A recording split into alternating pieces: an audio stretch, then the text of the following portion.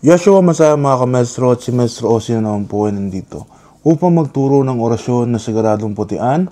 Bago ako magturo mga kamestro ay kung di ka pa nakapag-subscribe dito sa aking YouTube channel ay mag-subscribe na po tayo para manatiling updates sa ating mga i-upload soon as possible or in near future.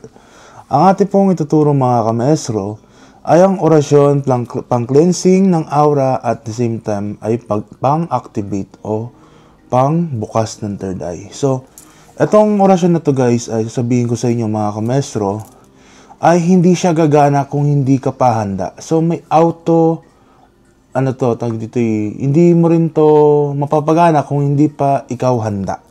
Kasi yung espiritu na nananahan sa dasal nito ay pinapagana or sumusunod siya doon sa may handa na talaga na buksan ng third eye at ma-aura cleansing o malinis yung aura niya o mawala yung mga karga ng gawa ng kampo ng kadilim o black magic o mga negative energy.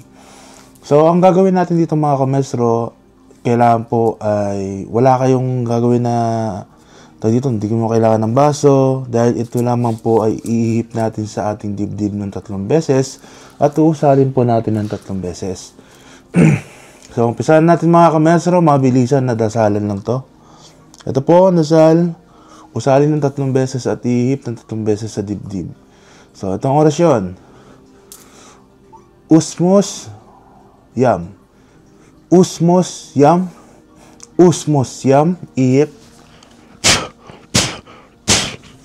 Ganun lang kasimple. Ulitin ko ulit. Usmos Yam. Usmos Yam. Usmos Yam. Ihip 3 beses. Ganun lang kasimple. Kapag kinalabutan ka o may presensya kang naramdaman na kakaiba o bumigat, gumaan o may nakakaiba kang naramdaman, ibig sabihin, gumana sa iyo ang orasyon. So kapag hindi naman gumana, ibig sabihin po niyan ay hindi pa kayo handa para sa third eye at aura cleansing.